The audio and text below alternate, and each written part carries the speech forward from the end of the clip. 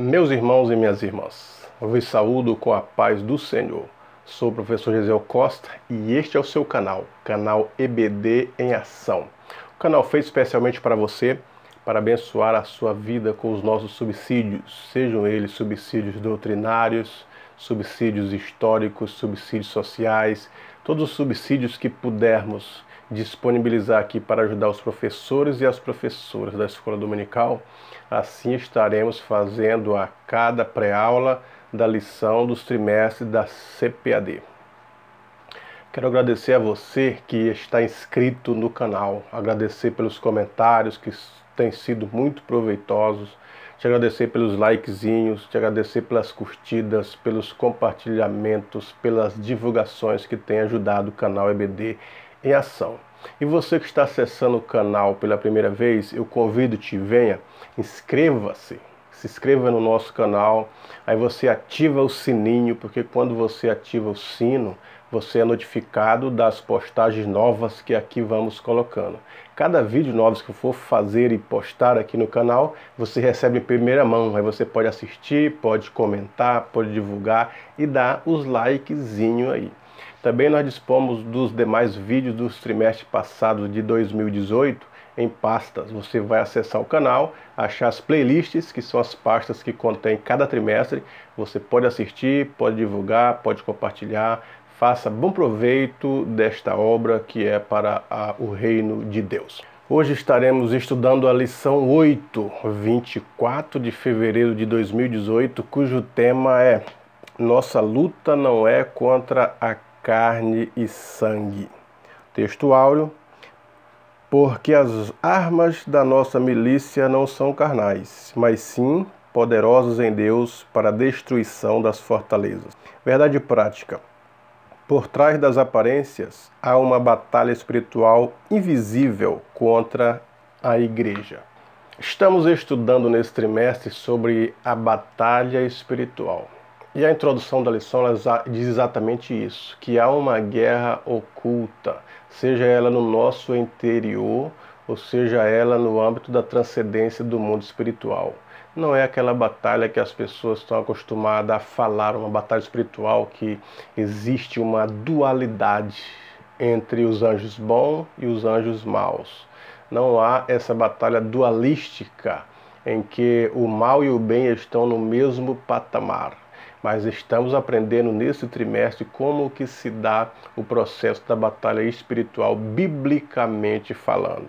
Então eu espero que vocês tenham acompanhado todas as lições, porque é necessário uma sequência, principalmente porque Paulo, ele aborda, o comentarista também aborda as cartas, a carta de Paulo aos Efésios, que vem denotando o passo a passo da batalha espiritual.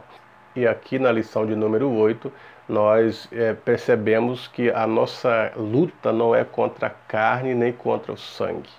Então nós vamos ver no desenrolar desta lição de hoje como que acontece exatamente a batalha espiritual.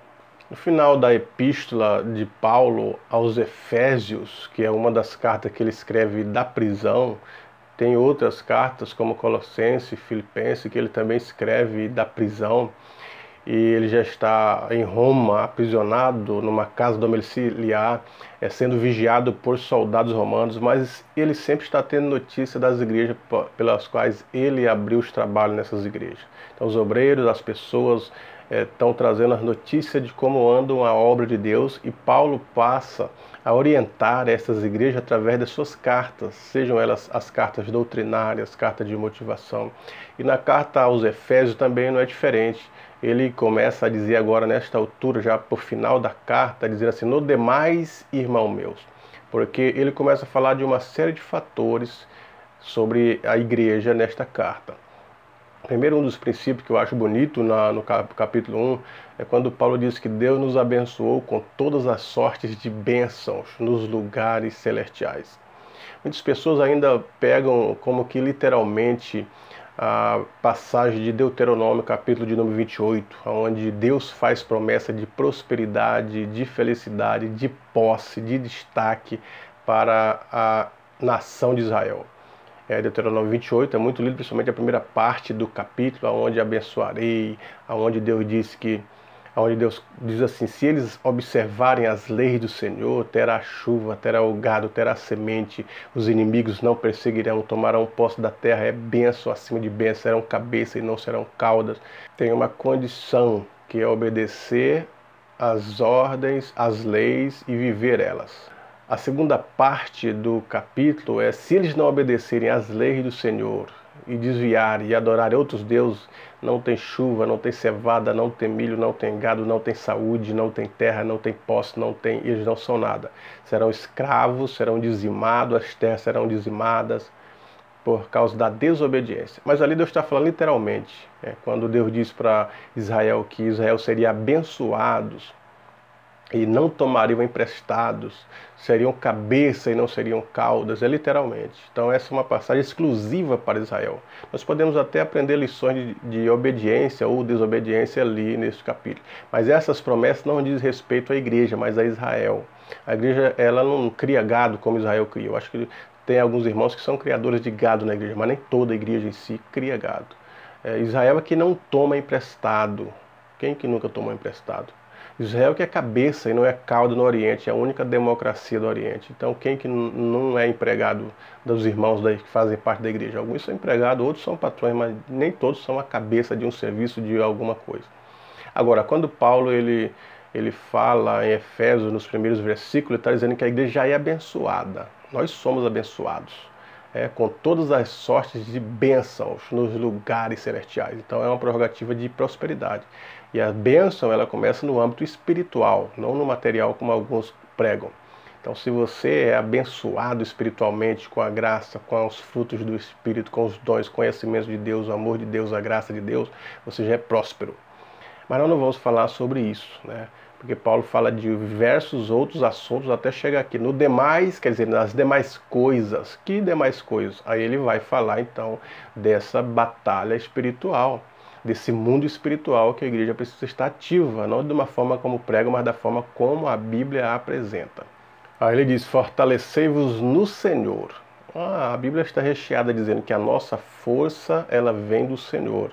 Aqueles que estão em Cristo, eles têm uma força extraordinária, que é a força do poder. Fortalecei-vos no Senhor e na força do seu poder. Cristo é quem nos fortalece, porque um dos Espíritos de Deus, ou aliás, uma das qualidades da atuação, dos atributos do Espírito de Deus é a fortaleza, Por isso que o profeta Isaías diz: repousará sobre ele o Espírito do Senhor, o espírito de sabedoria, espírito de entendimento, espírito de conselho, espírito de fortaleza. Quer dizer, ele fala sobre os 7 espíritos de Deus, não que existe 7 espíritos de Deus. A Bíblia diz: há um só Deus, uma só fé, um só Espírito, um só Senhor, que é por todos e em todos. Mas está falando do número 7 da numerologia bíblica em relação à perfeição. Quer dizer, o melhor conselho é o conselho do Senhor.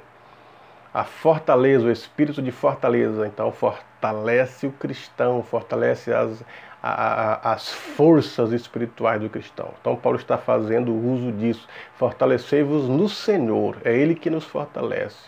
Por isso que Salomão diz assim, que não é dos ligeiros a carreira, nem dos valentes a peleja, nem o homem se livra pela muita força como o chifre do boi, mas do Senhor vem a vitória e a nossa fortaleza. Então fortalecei-vos no Senhor, Ele quem fortalece a alma, Ele quem fortalece o espírito, Ele quem fortalece a energia, a expectativa, a confiança. Estamos fortes no Senhor. Quando João diz assim, vos escrevi, jovens, porque sois fortes. Não está falando daqueles jovens que fazem musculação, mas está dizendo do espírito de fortaleza que o Senhor transmite. Quer dizer, fortalecei-vos no Senhor. E nós poderíamos continuar falando sobre a fortaleza, mas não é o caso. Aí Paulo diz assim, porque não temos que lutar contra a carne e o sangue. Ele até diz na lição aqui, não temos que lutar contra a carne e sangue, mas sim contra os principados, contra as potestades, contra os príncipes das trevas, dos lugares celestiais. Então, é exatamente isso, a nossa briga, a nossa guerra. Então é exatamente isso, a nossa guerra não é contra os outros, não é uma guerra física. Por mais que as lições ela vem falando das dos exemplos de guerras do Antigo Testamento, onde o povo estava envolvido em uma outra lei civil, que dava margem para eles fazerem a defesa do seu território, das suas terras, do seu povo, da sua nação, com seus exércitos militares. Na nova aliança, essa prerrogativa ela não existe. Essa possibilidade de uma guerra física, a não ser a guerra do país, da pátria, onde cada um se alista quando é jovem e vai defender sua pátria. Mas a igreja em si, ela não vai mais pegar na espada ou em armamento bélico para fazer uma defesa de qualquer coisa. Então não é mais contra a carne ou sangue. Nós observamos ao longo da história as cruzadas que empreenderam guerra em nome de Deus, destruíram pessoas em nome de Deus, as guerras santas em nome de Deus. Mas a igreja do Novo Testamento, ela não luta contra a carne e nem contra o sangue. É uma guerra interior. É uma guerra contra a carne no símbolo dos desejos, no sentido da concupiscência, né? Quer dizer, o apetite carnal exagerado. É essa guerra. Nós, dentro do nosso interior, existe uma guerra. É a guerra do Espírito contra as obras da carne. É a guerra do Espírito contra esses desejos que são desenfreados, que são contrários à palavra de Deus. Então esta é a nossa guerra interior. Nós temos uma guerra. E vence aquele que nós alimentamos melhor. Se estamos em espírito, andando em espírito, fortalecendo no espírito, nós vamos vencer esses desejos da carne. Paulo ele fala em Gálatas sobre as obras da carne. Carne não no sentido da matéria, mas no sentido que está inserido os desejos, no sentido abstrato. Também nós temos a guerra espiritual, que são os demônios atuando na esfera humana. Os demônios podem atuar na natureza, fazer com que a natureza fique revolta, pode atuar no pensamento e nas atitudes humanas através da possessão ou através da opressão, através das setas malignas, da inferência na vida humana, dando indicações para que os humanos aceitem a voz do demônio e venham a praticar aquilo que os demônios querem e se distanciar o homem de Deus, porque o homem é a imagem e semelhança de Deus. O diabo não pode contra Deus, mas ele vê no homem a imagem de Deus e a semelhança de Deus, então ele se enraivece e quer destruir o ser humano. Por isso que joga os seres humanos na sarjeta, em todas as mazelas que o mundo pode oferecer para destruir exatamente a característica do ser humano. Agora, o segundo tópico diz assim: a dependência de Deus. É somente pelo poder de Deus que podemos vencer o maligno. A Bíblia diz que os homens são um pouco menor do que os homens, somente dizendo isso, porque os homens eles estão limitados ao espaço. Nós estamos limitados a um espaço, não poderemos estar em todos os lugares ao mesmo tempo. E limitado às circunstâncias, limitado ao tempo. Deus abriu uma fenda, colocou o homem lá dentro e disse: esse é o tempo, fica aí. Agora, os anjos eles não estão limitados pelas barreiras materiais. Eles podem aparecer dentro de um ambiente sem entrar propriamente pela porta ou pela janela. As barreiras físicas, as paredes, não impedem a ação dos anjos. E eles voam numa velocidade muito maior do que os homens. Então é nesse aspecto que os anjos têm uma soberania maior do que os homens. E assim também são os demônios. A Bíblia não fala que ao cair os anjos maus que seguiram Lúcifer, eles perderam todo o potencial. Não, eles continuam atuando agora numa esfera maligna, com poder. E para vencer esses demônios, para vencer as ações dos demônios, para nos livrarmos das setas malignas, é necessário uma dependência de Deus, porque Deus é o soberano.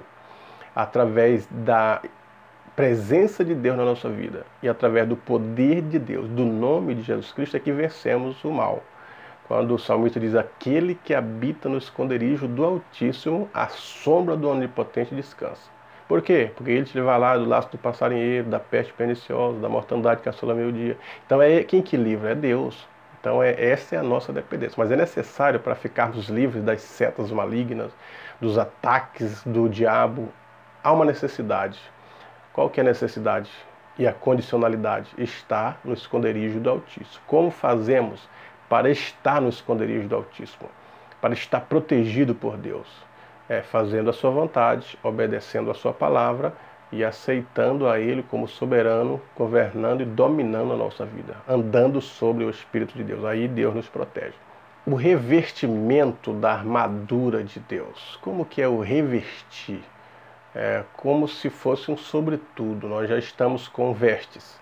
Aí, por cima dessas vestes, colocamos um sobretudo. Quer dizer, revestir. Revestir duas vezes. É nesse aspecto aí que é o poder de Deus. Por isso que Jesus disse aos discípulos: ficar em Jerusalém, até que do alto sejais revestidos de poder. Para que esse revestimento de poder? Porque é através deste poder que nós vamos enfrentando as barreiras.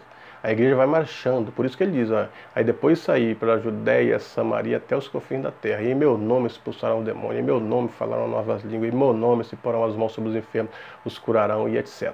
Então veja só, é através do nome desse poder que a igreja marcha.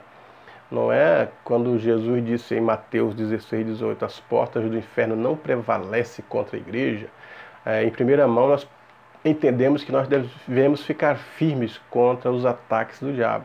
É como se fosse um cais em um mar, que as águas e a onda e o vento viessem e batessem nesse cais e ele tinha que ficar resistindo. Em primeira mão nós pensamos que é isso, em primeiro momento, que nós devemos estar firmes enquanto o diabo ele assola a igreja, e não é assim. O versículo é entendido de forma diferente, quer dizer que a igreja marcha, ela parte para cima como se fosse um trator esteira, como se fosse um D8, aquele que derruba árvores. Então ele vai, tudo que tiver na frente ele vai levando, tamanha é a sua força. Se houver árvores, ele vai arrancando todas as árvores. Então a igreja ela tem uma marcha, ela vai caminhando para onde? Para o mundo, para buscar as almas que estão no mundo. E ela vai caminhando com essa força, com esse poder transformador, poder libertador, poder que sara, o poder que expulsa os demônios, o poder que traz a saúde ao corpo das pessoas, poder que dá libertação à alma das pessoas, que quebra as correntes. Então as portas do inferno não prevalecem contra a igreja. Esta é a nossa armadura, revestível de toda a armadura. Uma autoridade do Espírito, o poder de Deus, o dínamo, a bomba atômica que nós temos para explodir as mazelas do mundo e a igreja passar em liberdade levando a mensagem de salvação. Aí o comentarista e o Paulo também fala sobre os métodos do diabo. Por que esse revestimento? Para estar firmes contra as astutas ciladas do diabo. Quer dizer, ele tem essas astutas ciladas, essas artimanhas, as armadilhas, né? Ele quer pegar as pessoas de surpresa, quer que você caia naquilo que ele preparou para a queda. E nós estamos firmes e com a armadura não vamos cair nisso. Porque ele age com sutileza, ele age com leviandade, ele age com armadilhas. Então essa é a metodologia do diabo. Às vezes o prato parece bonito, recheado, mas por trás sempre existe uma ratoeira, uma armação, uma armadilha para a gente cair sobre isso. Eles nunca veem coisas ruins, porque alguns têm dito aí que o pecado é muito ruim. Se fosse ruim, as pessoas não estariam pecando continuamente. Então, aparentemente, o pecado é bom, e as pessoas estão nessa armadilha achando que praticando esse bom vai saciar a alma.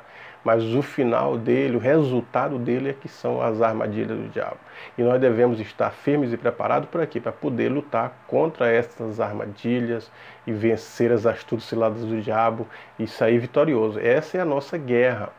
Tanto a guerra interior contra as obras da carne, quanto a guerra contra esses sistemas arquitetados pelo diabo. O cristão vive um dilema. O pensamento do cristão é diferente do pensamento do mundo. O que eles pensam em relação à família é contrário ao que a Bíblia diz. O cristão é de acordo com o que a Bíblia apresenta, o conceito de família.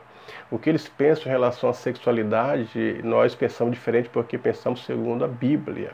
O que eles pensam em relação à fé, em relação a Deus, em relação ao amor ao próximo, não é levar vantagem como o mundo pensa sobre o próximo, mas amar-se, doar para o próximo, repartir, dar uma capa para ele, andar uma milha ou duas com ele, virar o rosto.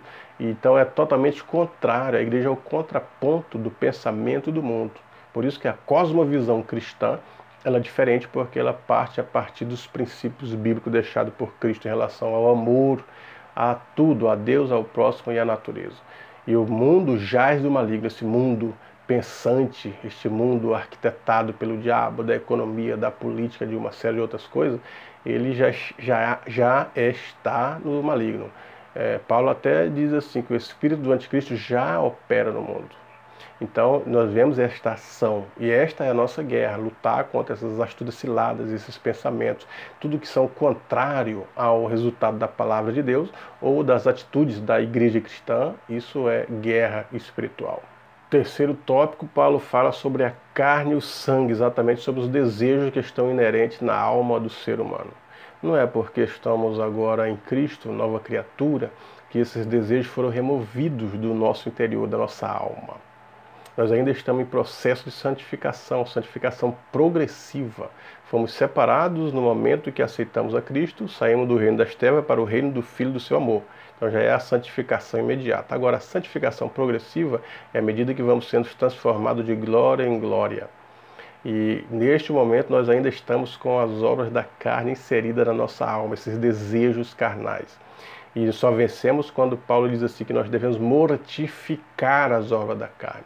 Quer dizer, esse desejo deve estar morto, deve estar controlado pela ação do Espírito. Os nossos desejos é para fazer aquilo que o Espírito Santo se agrada, não é para fazer aquilo que as obras da carne denomina. Os nossos desejos e as nossas vontades devem ser controladas pelo Espírito. Até queremos fazer alguma coisa, mas não fazemos porque obedecemos e somos dominados pelo Espírito. O apóstolo Paulo ele diz isso claramente. O que ele queria fazer e praticar, ele não pratica. E o que ele não queria é o que ele acaba praticando. Então é nesse termo, essa guerra que existe dentro do ser humano que só vai ser tirado quando a transformação do corpo, aquilo que é corruptível, se revertir em incorruptibilidade. Aquilo que é mortal se revertir da imortalidade. Aí sim cumprir-se a promessa onde está dito, onde está o inferno a tua força. É nesse aspecto que nós estaremos sendo tirados de dentro de nós, as obras da carne, os desejos serão nulos. E ainda na carta de Paulo aos Efésios, ele dá alguma indicativa sobre outras classes de demônios, tanto quanto as classes de anjos, quanto as classes de demônios, elas estão classificadas na Bíblia. Então Paulo ele dá alguma luz sobre exatamente isso, além do arcanjo, além dos serafins, além dos querubins. Nós temos uma classe que Paulo apresenta aqui na carta como tronos, lutar contra as astutas ciladas do diabo. Ele vai dizendo que atuam nas regiões celestiais. Quais são elas? Aí ele coloca tronos, conforme está no original grego, tronoi. Tem um sentido especial, porque se refere a uma classe de anjos que está diretamente ligada à majestade e soberania de Deus. É possível que os querubins estejam diretamente ligados a esse tipo de atividade real, pois alguns textos identificam os querubins como os seres sobre os quais Deus está sentado e reinando. Então os demônios, quando eles caíram, eles têm essa classificação ainda dos demônios. Eles não perdem isso, eles perdem a glória, perdem a graça de Deus, a iluminação, mas continuam com as categorias, dividido em categorias. Os demônios mais ferozes que a Bíblia apresenta estão presos. Alguns estão presos no poço do abismo, conforme as referências bíblicas. Outros estão presos no grande rio Eufrates e serão liberados para afligir a população no dia, no mês e no ano determinados. Então eles estão presos para uma finalidade, para atormentar aqueles que desobedeceram a Deus e precisam de um juízo. E a Bíblia apresenta eles como príncipes, eram príncipes, tinham poder, tinham uma hierarquia. Apocalipse diz assim que são 4 príncipes que dominarão sobre 200 milhões dos demais demônios. Praticamente cada príncipe desse vai dominar sobre 50 milhões de demônios, para afligir todos que estiverem sobre a face da terra. Por isso que o versículo diz assim, ai de vós, porque o diabo desceu até vós. Então é nessa perspectiva que a Bíblia vem apresentando. Paulo vem nos dando lições de como que está classificadas as regiões celestiais, porque ele diz nas regiões celestiais. Paulo ainda apresenta os domínios em Colossenses 1,16. Em algumas versões o termo grego kuriotes ou kuriotetoi tem o sentido de soberanias ou dominações. A classe especial de anjos, dominadores, tem como função principal executar as ordens de Deus sobre as coisas criadas. Paulo diz que esses anjos executam as ordens divinas sobre a autoridade de Cristo. Subentende-se pelo contexto doutrinário do papel dos anjos que essa classe dominada ou dominadores age de forma executiva sobre o universo e sobre determinadas esferas espirituais. Então, aqui estão os anjos que estão no céu sobre este nome, essa classificação de dominadores, que eles têm um domínio. Deus deu a eles um domínio. Agora, Paulo apresenta aqui em Éfeso os demônios que também têm essa categoria de domínios.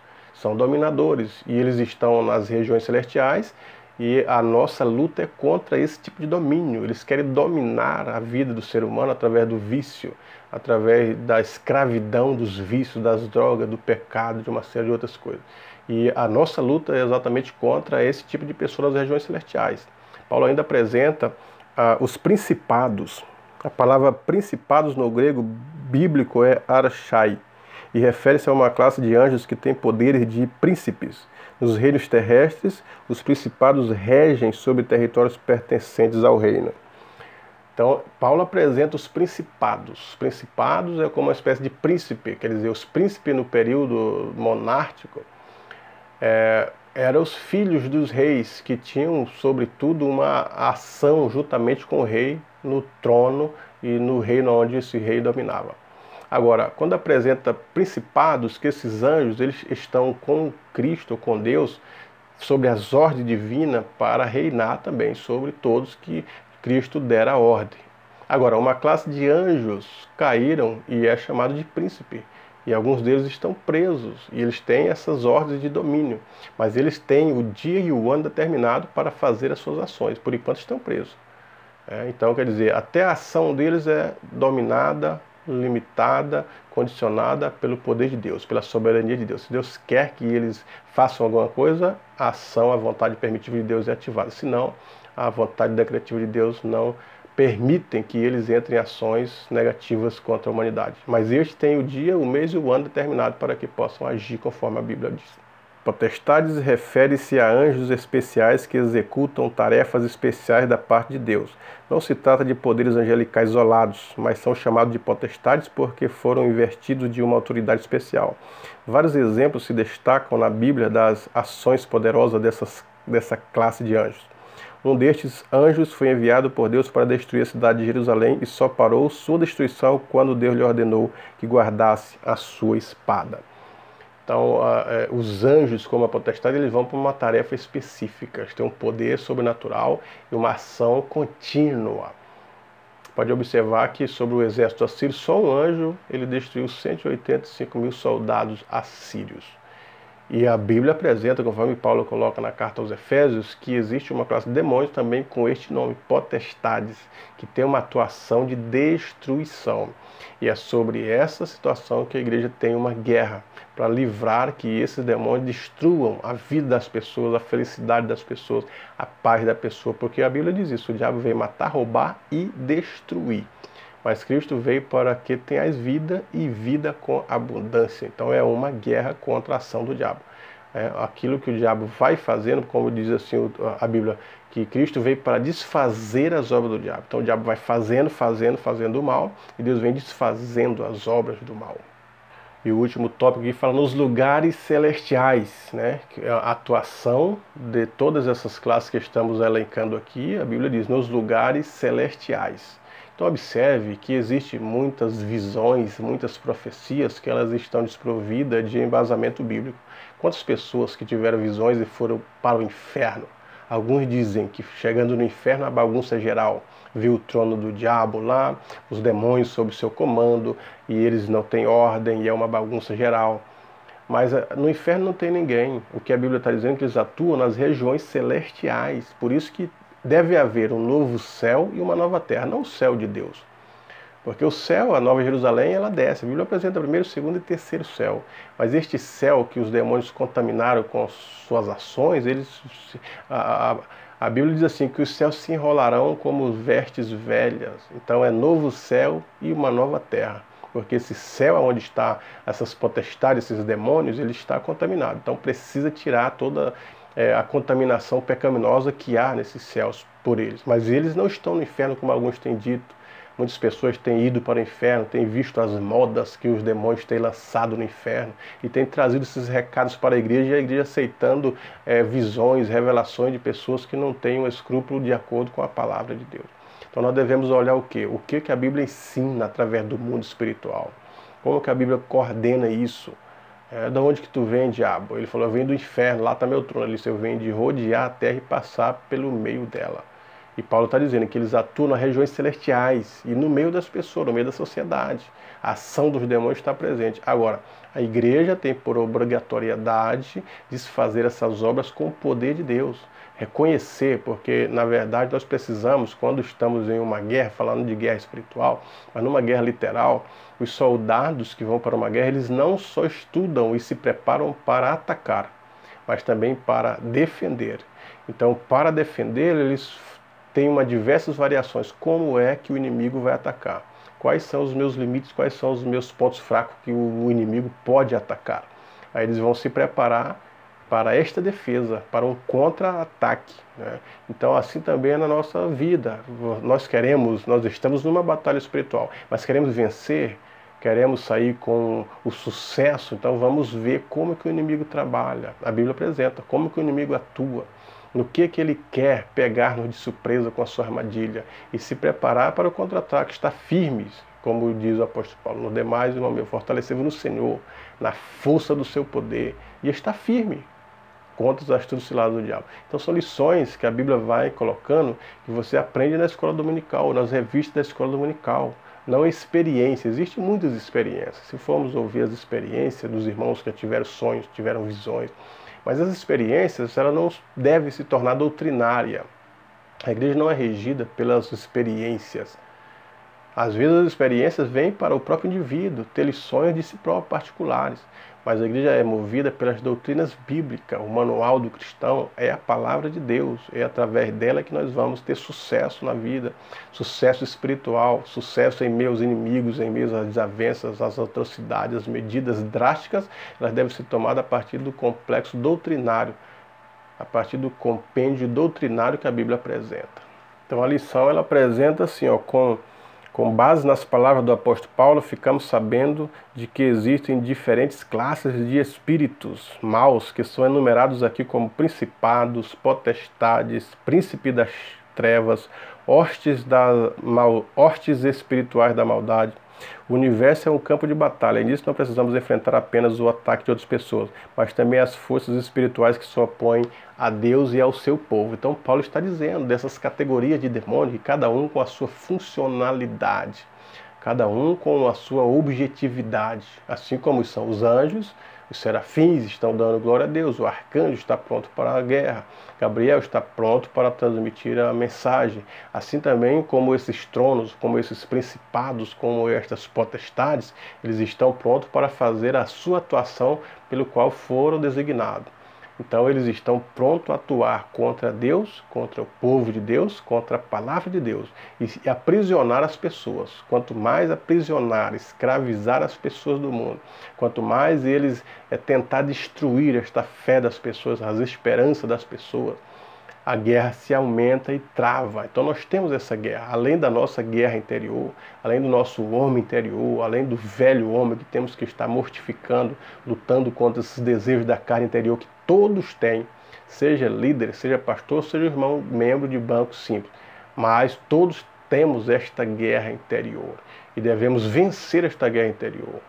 Devemos lutar contra esses desejos, esses apetites carnais exagerados, pensamentos maléficos, esse desejo da soberba, e mortificar tudo isso e deixar o Espírito Santo atuar na nossa vida. E através da atuação do Espírito Santo, ele nos fortalecendo, ele nos elevando em espiritualidade, o Espírito Santo nos fortalecendo, nos condicionando com seu poder para a guerra, nós vamos vencer também a guerra espiritual. A guerra que o diabo vai colocando contra nós, vai rodeando. Então a igreja ela é vitoriosa, batalha nessas guerras contra o mundo e contra todos, para que o amor de Cristo prevaleça, a obra de Deus cresça e o poder de Deus e a glória de Deus ela seja evidente no mundo. Porque quando Cristo disse em Mateus 12, 28, se eu expulso demônios é porque é chegado a vós o reino de Deus. Então o reino de Deus chega com força, chega com poder. E Cristo disse para os discípulos, algum de vós não provarão a morte sem que vejam chegar o reino de Deus com poder, quer dizer, com força, com poder, destruindo as obras das trevas e libertando as pessoas para o reino do Filho do seu amor. Portanto, professor e professora, que Deus em Cristo te abençoe. Que você tenha uma aula abençoada, que os seus alunos cada dia mais possam estar com desejo de aprender e se preparar para essa batalha espiritual de uma forma que a Bíblia direciona. Deus em Cristo vos abençoe.